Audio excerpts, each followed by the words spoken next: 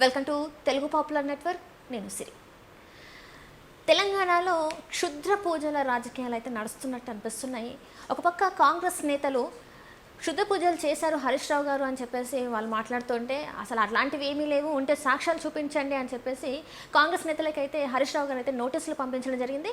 అసలు ఏం జరుగుతుంది తెలంగాణ రాష్ట్రంలో అనేది వివరించడానికి మనతో పాటు ఉన్నారు ప్రముఖ రాజకీయ విశ్లేషకులు ఎంకే రావు గారు. నమస్కారం సార్. నమస్తే సార్, ఇప్పుడు చూసినట్టయితే రాష్ట్రంలో ఉన్న సమస్యల గురించి కాకుండా ఈ క్షుద్ర పూజల గురించి చర్చనీయాంశమైంది సార్. అసలు ఏం జరుగుతుంది సార్ తెలంగాణ రాష్ట్రంలో? గత కొద్ది నెలలుగా చూస్తూ ఉంటే రాష్ట్రంలో ప్రధాన పార్టీలైనటువంటి కాంగ్రెస్, బీఆర్ఎస్, బీజేపీ మూడు కూడా తమ తమ ఎజెండాల్లో భాగంగా సమస్యలు కానిటువంటి వాటిని లేకపోతే వివాదాస్పదమైనటువంటి అంశాలను ముందుకు తెస్తూ తెలంగాణకు సంబంధించినటువంటి నిజమైనటువంటి సమస్యలని చర్చించకుండా పక్కదారి పట్టించేటువంటి ఎత్తుగడలు అనుసరిస్తున్నారు. ఒకరు ఎక్కువ, ఒకరు తక్కువ, ఎంత డిగ్రీ అనేటువంటి దాన్ని మనం ఆ విధంగా కొలవలేము, కానీ అందరూ ఆ విధమైనటువంటి ఎత్తుగడల్లోనే ఉన్నారు. ఈ విషయానికి వస్తే తాజాగా వచ్చినటువంటిది హరీష్ రావు గారి మీద ఈ క్షుద్ర పూజలు చేస్తున్నారు అని తిరుచిలోను, అదేవిధంగా కర్ణాటకలోని షిమోగాలో అలాంటి పూజలు చేశారనేటువంటి ఆరోపణని తొలుత రామ్మోహన్ రెడ్డి చేశారు. తర్వాత అద్దంకి దయాకరు, పిసిసి అధ్యక్షుడు మహేష్ గౌడ్ గారు మరొక అడుగు ముందుకు వెళ్ళి రాష్ట్రానికి వర్షాలు పడకుండా ఈ పూజలు చేశారనేటువంటి ఆరోపణ చేసినటువంటి సంగతి తెలిసిందే. దాని మీద హరీష్ రావు గారు నోటీసుల దాకా వెళ్ళారు. తర్వాత ఏమవుతుంది ఏమిటనేటువంటిది పక్కన పెట్టేట్లయితే, ఇది ఒక అవాంఛనీయమైనటువంటి లేదా ఆధారాలు లేనటువంటి లేదా శాస్త్రీయ భావాలు లేదా శాస్త్రీయ అంశాలకు విరుద్ధమైనటువంటి ఈ ఆరోపణలని మాత్రం ఈ సందర్భంగా చెప్పక తప్పదు. అంటే ఇక్కడ చూసుకున్నట్టయితే ఇప్పుడు చాలా వరకు డైవర్షన్ పాలిటిక్స్ అని చెప్పేసి అంటే రెండు పార్టీలు కలిసి దీనికి ప్లాన్ చేశారు. అంటే ఏవైతే ఉన్నాయో సమస్యలు వాటి గురించి మాట్లాడకుండా చేశారని చెప్పి కొంతమంది రాజకీయ విశ్లేషకులు మాట్లాడుతున్నారు సార్. దీని అసలు అది నిజంగా సాధ్యమవుతుంది ఈ రెండు పార్టీలు కలిపి ఇలా డైవర్షన్ పాలిటిక్స్ చేయడానికి? అది కొంతమంది బీజేపీ ప్రతినిధులు అలాంటి ఆరోపణలు చేశారు. 4 రోజులుగా జరుగుతున్నటువంటి టీవీ చర్చల్లో చేశారు. ఇంకా ఎవరైనా చేస్తే చేసి ఉండొచ్చు, కానీ అలాంటిదేమీ ఉండదు అనేది నా అభిప్రాయం. ఇక్కడ ఒకవైపు ఎల్నినో ఎఫెక్ట్ తోటి ప్రపంచవ్యాప్తంగా అనేక ప్రాంతాల్లో, భారత్తో సహా అనేక ప్రాంతాల్లో వర్షాభావ పరిస్థితులు ఏర్పడతాయి, కరువు పరిస్థితులు ఏర్పడతాయని ఎప్పటి నుంచో శాస్త్రవేత్తలు చెప్తా ఉంటే, తెలంగాణలో వర్షాలు పడకుండా పూజలు చేశారు అని చెప్పేసి చెప్పడం అనేది నిజంగా హాస్యాస్పదం. అందులోనూ పిసిసి అధ్యక్షుడి స్థాయిలో ఉన్నటువంటి నాయకుడు అది చేయడం, అది కూడా భారీగా వర్షాలు పడి అటు గోదావరిలోను ఇటు కృష్ణానదిలోను వరద నీరు పెద్ద ఎత్తున చేరి తెలంగాణ వ్యాప్తంగా వర్షాలు పడినటువంటి సమయంలో ఆ కామెంట్స్ చేయడం అనేది కొంచెం హాస్యాస్పదంగా అనిపించింది. ఇక్కడ గమనించాల్సినటువంటి మరొక ముఖ్యమైనటువంటి అంశం ఏంటంటే, పూజలు చేయడం లేకపోతే గుళ్ళు గోపురాలను సందర్శించడం అనేటువంటిది వ్యక్తిగతం. అది ఏ పార్టీ వారైనా ఎవరైనా కానీ వాళ్ళ వాళ్ళ నమ్మకాలను బట్టి పూజలు చేస్తుంటారు, గుళ్ళు గోపురాలకు వెళ్తుంటారు, అది వేరు. కానీ ఇక్కడ హరీష్ రావు గారు ఇప్పుడు కాంగ్రెస్ వాళ్ళు చెప్తున్నటువంటి తేదీలు ఏవైతే ఉన్నాయో ఆ తేదీల్లో ఆ తిరుచి కానీ లేకపోతే ఆ షిమోగా కానీ వెళ్ళి అక్కడ ఉన్నటువంటి దేవీ దేవతల్ని ఆయన సందర్శించి పూజలు చేశారా లేదా అనేటువంటి ఒక విషయం చెప్తే ఇంత రచ్చ జరిగి ఉండేది కాదు. అది కాకుండా నన్ను అవాస్తవాలు చేస్తున్నారు, నా మీద తప్పుడు ప్రచారం చేస్తున్నారు, క్షుద్ర పూజలు చేశారని చెప్పేసి ఆయన నోటీసులు ఇస్తానని అంటున్నారు. ఇక్కడ గమనించాల్సినటువంటి మరొక అంశం ఏంటంటే, క్షుద్ర పూజలకి ఉన్నటువంటి తేడా ఏమిటి అనేటువంటిది సామాన్య జనానికి కూడా అర్థమవుతుంది. పూజలు, యాగాలు ఇవన్నీ కూడా ముఖ్యమంత్రిగా ఉన్నప్పుడు కేసీఆర్ కూడా పెద్ద ఎత్తున చేశారు. దాదాపు 1 నెల రోజుల పాటు ఎంత ప్రచారం చేశారో మనం చూసాం. అదేవిధంగా అనేక అవును సార్. మంది నాయకులు వ్యక్తిగతంగా ఇళ్లలో కావచ్చు, లేకపోతే రాజకీయ పార్టీలు కావచ్చు, గతంలో కూడా చేశారు. ఇక్కడ ఉమ్, ఉమ్, పూజ చేయటం అంటే ఏమిటి? తమకు మేలు జరగాలని, లేదా తమ పార్టీకి మేలు జరగాలని, తమ కుటుంబ సభ్యులకు మేలు జరగాలని చేసేటువంటి దాన్ని పూజ అంటారు. అది ఎవరికీ ఇబ్బంది లేదు. కానీ కొంతమంది చెప్తున్నది ఏమిటంటే, ఎదుటి వాళ్ళకి నష్టం జరగాలి, లేకపోతే ఎదుటి పక్షానికి నష్టం జరగాలి, మాకు లాభం జరగాలి, ఎదుటి వాళ్ళకి నష్టం జరగాలి అని చెప్పేసి కొంతమంది పూజలు చేయిస్తారు. వాటినే తాంత్రిక పూజలు, క్షుద్ర పూజలు అని చెప్పేసి అంటారు. మరి ఉమ్, అటువంటి దానికి ఎక్కడన్నా రుజువు ఉందా అంటే, ఇంతవరకు అనేక మంది మీద అలాంటి ఆరోపణలు వచ్చాయి. కొన్ని సందర్భాల్లో కేసులు కూడా పోలీసులు నమోదు చేశారు. అలాంటి ఫిర్యాదులు వచ్చినప్పుడు మాకు వ్యతిరేకంగా క్షుద్ర పూజలు చేస్తున్నారని ఎవరైనా ఫిర్యాదు చేస్తే అది నిజమా ఉమ్, కాదా అనేటువంటిది ఒకటి. ఉమ్, తెలంగాణలో ఉమ్, బాణామతి చేశారు అనేటువంటిది ఇప్పటికీ గ్రామాల్లో బాగా ఉన్నటువంటి అంశం. అందుకని వాటికి ఎక్కడ రుజువులు, శాస్త్రీయమైనటువంటి రుజువులు లేవు. అసలు అలాంటి ఎక్కడ కూడా జరగలేదు. అందుకని ఉమ్, ఉమ్, ఈ విధమైనటువంటి ఆరోపణలు, ప్రత్యారోపణలతోటి మరి తెలంగాణ సమాజానికి ఏమి ఒరగబెడతాయి ఈ 2 పార్టీలు అనేటువంటిదే ఉమ్, పెద్ద ప్రశ్న. ఉమ్, ఉమ్, ఇప్పటికైనా దీన్ని గౌరవప్రదంగా వాళ్ళు చేసినటువంటి వ్యాఖ్యల్ని వాళ్ళు ఉపసంహరించుకోవాలి. అదేవిధంగా హరీష్ రావు గారు కూడా తాను అక్కడికి వెళ్ళినట్టు అంగీకరిస్తే అదేమి తప్పేం కాదు. ఇప్పుడు తిరుపతి వెంకటేశ్వర స్వామి దగ్గరికి వారానికి ఒకసారి వెళ్ళేవాళ్ళు ఉంటారు. అక్కడ అవును సార్. అనేక రాహుకేతువుల పూజలు కూడా చేయిస్తూ ఉంటారు.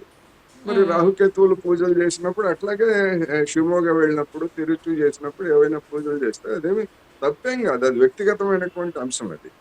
దాన్ని ఉమ్, ఎందుకు హరీష్ రావు గారు ప్రతిష్టాత్మకంగా తీసుకున్నారనేది ఒక ప్రశ్న. ఉమ్. అటువంటి సందర్శనని రాజకీయం చేయటం అనేటువంటిది కాంగ్రెస్ వైపు నుంచి ఉన్నటువంటి పొరపాటు. అంటే ఇక్కడ కాంగ్రెస్ నేతలు చేస్తున్న అభియోగ అంటే అంటున్న మాటలు ఏంటంటే వీళ్ళ ఉన్నప్పుడు అంటే బీఆర్ఎస్ ప్రభుత్వం ఉన్నప్పుడే రాష్ట్రం మంచిగా ఉండాలి, ఇప్పుడు కాంగ్రెస్ ప్రభుత్వం ఉంది కాబట్టి రాష్ట్రం మంచిగా ఉండొద్దని చెప్పి చేపిస్తున్నారు అని చెప్పేసి మాట్లాడుతున్నారు సార్. ఇప్పుడు ఈ 2026లో కూడా ఇప్పటికి కూడా క్షుద్ర పూజలు ఉన్నవి అని చెప్పి ఇట్లా చదువుకున్న వాళ్ళే ఇలాంటి వాళ్ళే మాట్లాడుతుంటే దాన్ని ప్రజలు ఏ రకంగా తీసుకుంటారు సార్? అదే ఇప్పుడు అశాస్త్రీయమైనటువంటి భావజాలాన్ని చదువుకున్నారా లేకపోతే చదువు లేదా అనే దాంతో నిమిత్తం లేకుండా మన సమాజంలో చదువుకున్నటువంటి వాళ్ళు కూడా విశ్వసిస్తున్నారు. ఉమ్, శాస్త్ర విజ్ఞానం అంటే సైన్స్ చదువుకున్నటువంటి వాళ్ళు కూడా ఇళ్లలో పూజలు చేస్తున్నారు. ఉమ్, ఉమ్, మరి వాటిని ఏమనాలి? అందుకని ఆ విధమైనటువంటి భావజాలం, ఒకవైపు చదువు చదివే, ఉద్యోగం ఉద్యోగమే, రెండో వైపు ఈ మూఢనమ్మకాలు, ఇటువంటిది సమాజంలో ఉంది కనుక వాటిని క్యాష్ చేసుకోవడానికి ఇట్లాంటి ఆరోపణలు చేస్తున్నట్టుగా కూడా మనం భావించవచ్చు. ఉమ్, ఏమైనప్పటికీ ఇటువంటి ఆరోపణలు ఎన్నికల్లో కానీ లేదా మరో విధంగా కానీ ఇవి ప్రభావితం చేస్తాయని నేనైతే అనుకోవట్లేదు. గతంలో ప్రభావితం చేయలేదు, ఇప్పుడు కూడా ప్రభావితం చేయవు. ఉదాహరణకు కేసీఆర్ గారు తాను శాశ్వతంగా పదవిలో ఉండాలి అని కోరుకుంటూ, లేదా తన పార్టీ పదవిలో ఉండాలని కోరుకుంటూ యాగాలు యజ్ఞాలు చేసిన తర్వాతే కదా ఆయన ఓడిపోయింది, ఆయన పార్టీ ఓడిపోయింది. ఉమ్, ఉమ్. అందుకని ఏ పార్టీ వాళ్ళైనా కానీ ఇలాంటి అనుభవాల్ని గుణపాఠాలుగా తీసుకొని ఇలాంటి వివాదాలకు తావు ఇవ్వకూడదు అనేది నా అభిప్రాయం. Right sir. అంటే ఇక్కడ కేసీఆర్ గారు ఇంతకుముందు అంటే యాగాలు చేశారు. మీరు ఇందాక అన్నట్టు పూజలకి, ఈ క్షుద్ర పూజలకి చాలా తేడా ఉంది. మనుషుల్ని చాలామంది ఏంటంటే ఇవి ఇవి చేస్తే చాలా వరకు అనారోగ్య పరిస్థితులే కావచ్చు, లేకపోతే ఇంకా వేరే దానికి దారితీసే అవకాశం ఉందని నమ్ముతూ ఉంటారు. అట్లాంటి దాన్ని ఇప్పుడు తీసుకొచ్చి ఇప్పుడు రాజకీయ నాయకులు మాట్లాడడం ఎంతవరకు కరెక్ట్? అండ్ ఇంకొకటి చూసుకుంటే రేవంత్ రెడ్డి గారు చేసిన కొన్ని వ్యాఖ్యలు ఏవైతే ఉన్నాయో ఇంజనీరింగ్ స్టూడెంట్స్ గురించి అవి దుమారం రేపుతున్న సమయంలో ఇప్పుడు ఈ అంశాన్ని తీసుకొచ్చి ముందు పెడితే ఇది ఒక రకంగా ఒక డైవర్షన్ పాలిటికా, అంటే ఈ అంశం నుంచి దృష్టి మళ్లించడానికి ఇప్పుడు ఈ అంశాన్ని తీసుకొచ్చి పెట్టారా మరి వార్తలలో అనేది కూడా కొంత వినిపిస్తుంది. మరి ఇందులో వాస్తవం ఉందంటారా సార్? ఖచ్చితంగా. ఎందుకంటే రేవంత్ రెడ్డి సర్కారు, పక్కనే ఉన్నటువంటి ఆంధ్రప్రదేశ్లో ఉన్నటువంటి చంద్రబాబు నాయుడు సర్కారు, రెండు ప్రభుత్వాలు కూడా తీవ్రమైనటువంటి ఆర్థిక ఇబ్బందుల్లో ఉన్నాయి. ఆర్థిక ఇబ్బందుల్లో ఉన్నటువంటి నేపథ్యంలో మరి అటువంటి చర్చలు, మీ సూపర్ 6 లేదా మీ ఎన్నికల ప్రణాళిక వాగ్దానాలు ఏమయ్యాయి, వాటిని ఎందుకు అమలు జరపడం లేదు అనేటువంటి అంశాన్ని సహజంగానే ప్రతిపక్షాలు ముందుకు తీసుకొస్తాయి. వాటి నుంచి కొద్ది రోజులైనా సమస్యను పక్కదారి పట్టించి జనంలో అటువంటి చర్చ జరగకుండా చూసుకోవడానికి ఇటువంటి ప్రయత్నాలు చేస్తున్నారు. ఇప్పుడు ఉదాహరణకు 7,000 పోలీసు ఉద్యోగాల గురించి ప్రకటించారు. హ్మ్. హ్మ్. ప్రతిపక్షం ఏమంటుంది, 20,000 ఖాళీలు ఉన్నాయని చెప్పేసి గతంలోనే పోలీసు అధికారులు చెప్పారు. మరి ఆ హ్మ్. 20,000 భర్తీ చేయకుండా కేవలం 7,000 ఎందుకు భర్తీ చేస్తున్నారు అన్నప్పుడు కాంగ్రెస్ పార్టీ వాళ్ళు ఏం చెప్తున్నారు, రాష్ట్ర ఆర్థిక పరిస్థితి బాగాలేదు కనుక దశల హ్మ్. వారీగా హ్మ్. ఉద్యోగాలు మేము ఇస్తాము, ఒకసారిగా అంతమందికి ఇచ్చే పరిస్థితి లేదని చెప్తారు. మరి అవును సార్. ఇటువంటివన్నీ కూడా ప్రధానమైనటువంటి సమస్యలు. నిజంగా మరి ఆ విధంగా ఉన్నప్పుడు రేవంత్ రెడ్డి గారు గాని, లేకపోతే ఇంకొక నాయకుడు గాని, లేదా కాంగ్రెస్ పార్టీ గాని ఆ సమస్యలను ఎట్లా పరిష్కరిస్తారు? ఒక రోడ్ మ్యాప్ ఏమన్నా ఇస్తారా? ఇప్పుడు ఉద్యోగులు నిన్న టీచర్లు ప్రకటించారు ఒక కార్యాచరణ. పీఆర్సీ గనుక ఇవ్వకపోయేట్లయితే మేము ఒక నెల రోజుల పాటు వివిధ రూపాల్లో ఆందోళన చేసి తర్వాత చలో అసెంబ్లీ కార్యక్రమానికి పిలుపిచ్చారు. ఇట్లా వివిధ హ్మ్. సంఘాలు, వృత్తి సంఘాలు కావచ్చు, లేకపోతే కార్మిక సంఘాలు కావచ్చు, ఆర్టీసీ. ఇవన్నీ కూడా హ్మ్. ఇటువంటివన్నీ కూడా సిద్ధమవుతున్నారు. ఎందుకు సిద్ధమవుతున్నారంటే ఏళ్ల తరబడి పెండింగ్. రేవంత్ రెడ్డి గారు అధికారానికి వచ్చిన తర్వాత ఒక్క డిఏ కూడా గత 2.5 సంవత్సరాల్లో ఒక్క డిఏ కూడా ఇవ్వలేదు. 5 హ్మ్. డిఏలు హ్మ్. బకాయిలు ఉన్నాయి. హ్మ్. హ్మ్. మరి అటువంటి పరిస్థితుల్లో ఉద్యోగులు కావచ్చు, కార్మికులు కావచ్చు, యువజనులు కావచ్చు, ఉద్యోగాల కోసం చూస్తున్నటువంటి యువజనులు కావచ్చు, ఎంతకాలం సహనంతో వేచి చూస్తారు. అందుకనే హ్మ్. ఇటువంటివన్నీ కూడా. అయితే ఇవి ఇవి తాత్కాలికం. 2 రోజులు, 3 రోజులు మీడియాలో చర్చ పెడతారు. తర్వాత అయిపోతుంది. తర్వాత మళ్ళా మా సంగతి ఏంటని చెప్పేసి ఆయా వాళ్ళు అడుగుతారు. అందుకని ఇది హ్మ్. తాత్కాలికమే. దీనివల్ల ఎలాంటి ఉపయోగము ఉండదు. హ్మ్. అంటే దీని పరిణామాలు ఎలా ఉండబోతున్నాయి సార్? ఎందుకంటే ప్రజల సమస్యల గురించి వీళ్ళు ప్రెస్ మీట్లు పెట్టి మాట్లాడాల్సింది పోయి, ఇలాంటి అంశాల మీద ప్రెస్ మీట్లు పెట్టి మాట్లాడుతున్నారు. ఇటు బీఆర్ఎస్ అయినా, ఇటు కాంగ్రెస్ అయినా గూడా. ఇప్పుడు ప్రజలు అసలు ఎలాంటి ఆలోచనలో వాళ్ళు ఇప్పుడు ఎలాంటి నిర్ణయం తీసుకోవాలంటారు? ఇప్పుడు 2, 3 రోజులు ఈ టీవీ చర్చలు లేకపోతే ఇటువంటి వాటిని వినోదంగా చూస్తారు జనం. చూసిన తర్వాత ఇంక మీకేమి పని పాటలు లేవా?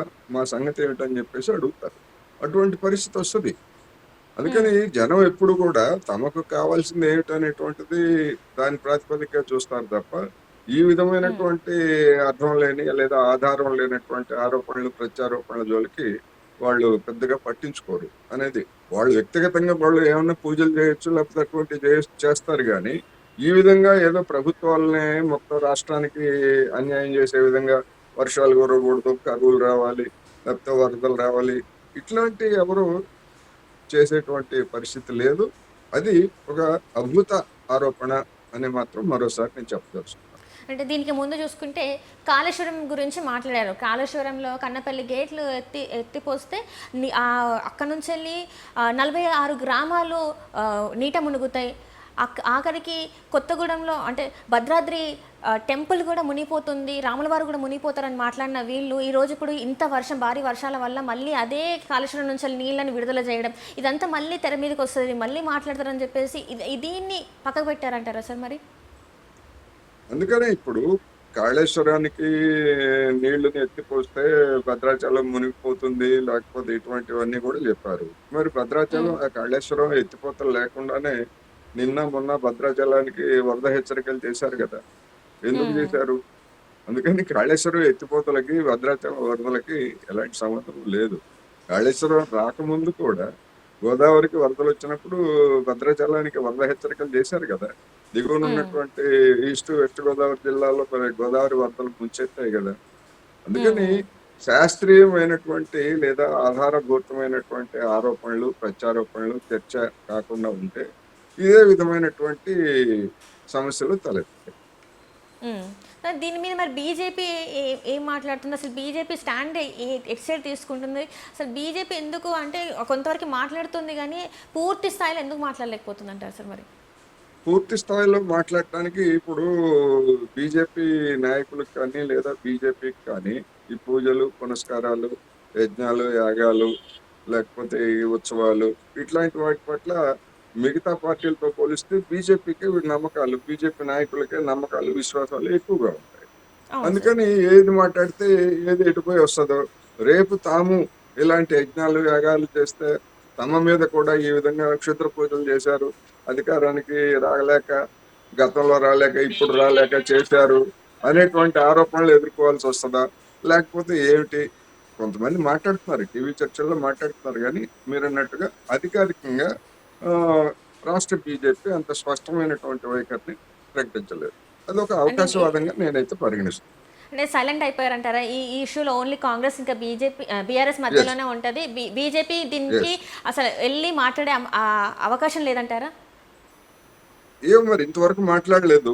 ఇంకా ఇది ఎన్నుంటది? రేపు ఎల్లుండికి సర్దుబాటు అవుతది. అంతే. హ్మ్. Right sir. Right sir. Right. Thank you so much sir. Thank you.